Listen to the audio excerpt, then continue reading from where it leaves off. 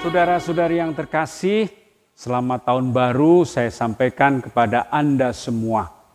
Patut kita sampaikan pujian dan syukur kepada Tuhan karena kita boleh melewati tahun yang lalu dan memasuki tahun yang baru. Bagi kita, tahun baru menjadi momen yang sangat tepat untuk melihat peristiwa perjalanan hidup kita di masa yang lalu, seraya memohon berkat untuk tahun yang akan datang. Memang tidak bisa dipungkiri, tahun yang lalu merupakan tahun yang berat bagi kita akibat pandemi COVID-19. Kita mengalami sendiri betapa kekhawatiran selalu menghantui kita. Meski demikian, kita tetap harus patut bersyukur dan berterima kasih karena sampai saat ini kita masih diberi kehidupan yang baru, masih diperkenankan menikmati kesehatan yang baik. Memang untuk tahun ke depan, ancaman dari COVID-19 akan masih ada. Namun demikian, kita tidak boleh panik. Sikap yang paling bijaksana adalah dengan waspada. Dan yang tidak kalah pentingnya, tahun mendatang menjadi tahun yang penuh harapan karena Tuhan selalu menawarkan rahmat-Nya yang baru untuk kita semua. Saudara-saudari terkasih, tahun baru menjadi tahun yang penuh harapan di mana Tuhan menawarkan rahmat-Nya kepada kita. Pesan itulah yang mau disampaikan oleh gereja ketika pada hari pertama tahun gereja merayakan Hari Raya Maria Bunda Allah.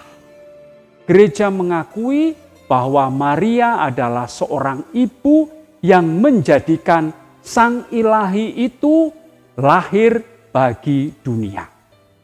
Allah tidak meninggalkan dunia sendirian, tetapi Allah selalu hadir untuk menyertai perjalanan dunia. Dialah Sang Emmanuel, Allah beserta kita. Kehadiran Sang Emmanuel itu nyata, itu lahir dari seorang perawan Maria. Itulah yang mau disampaikan kepada kita melalui Hari Raya Maria Bunda Allah. Maka untuk tahun-tahun yang akan datang, kita tidak boleh cemas, tidak boleh putus asa karena Tuhan selalu menyertai kita. Dialah Sang Emmanuel. Dalam bacaan Injil hari ini dikisahkan bagaimana para gembala menemukan Maria, Yusuf, dan bayi yang dibaringkan dalam palungan. Sebagaimana kita tahu, palungan adalah tempat makan ternak. Ketika gembala mau memberikan makan kepada ternaknya, dia meletakkan rumput atau jerami di dalam palungan. Ini menjadi pesan yang sangat penting dari peristiwa Natal. Yang pertama, bahwa palungan adalah suatu tempat yang sederhana. Bukan tempat yang mewah, bukan tempat yang megah. Maka ini bisa diartikan bahwa Yesus memilih jalan kesederhanaan untuk hadir di muka bumi ini. Dia tidak memilih jalan kemegahan duniawi, tetapi melalui peristiwa yang sederhana, dia hadir bersama-sama dengan kita. Maka kita diajak untuk menemukan kehadiran Sang Ilahi dalam peristiwa yang sangat sederhana, dalam peristiwa sehari-hari yang kadang luput dari perhatian kita.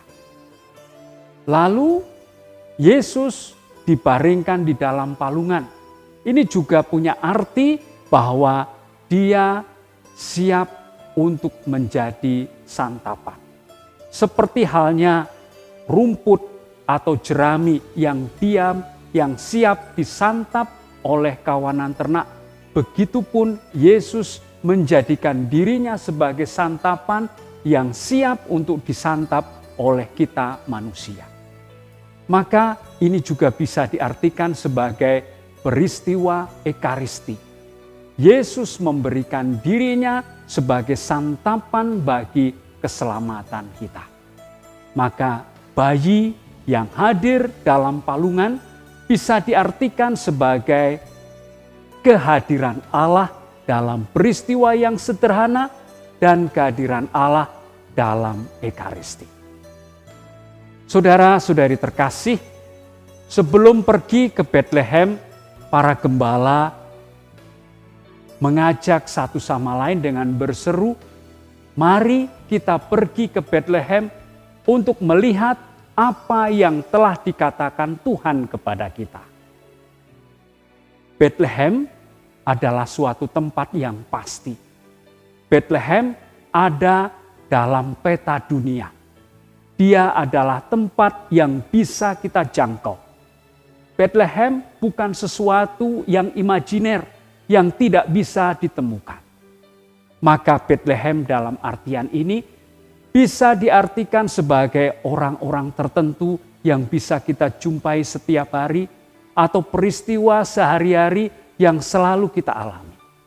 Maka seruan untuk pergi ke Betlehem merupakan ajakan bagi kita semua untuk menemui bayi Yesus, menemui Tuhan yang hadir dalam diri saudara-saudari kita, yang hadir dalam peristiwa hidup kita yang nyata, yang sederhana, yang setiap hari kita saksikan. Bapak Ibu, saudara-saudari terkasih, tahun baru menjadi tahun rahmat bagi kita. Tuhan selalu menawarkan berkat-Nya yang baru kepada kita. Tuhan bisa kita jumpai dalam peristiwa sehari-hari yang sangat sederhana. Tuhan bisa kita jumpai dalam diri orang-orang yang ada di sekitar kita. Tuhan juga bisa kita jumpai dalam Ekaristi yang senantiasa kita rayakan.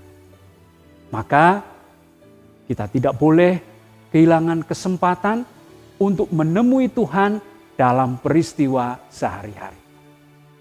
Mari kita temukan Tuhan dalam peristiwa hidup sehari-hari yang ditawarkan Tuhan untuk tahun yang akan datang. Amin.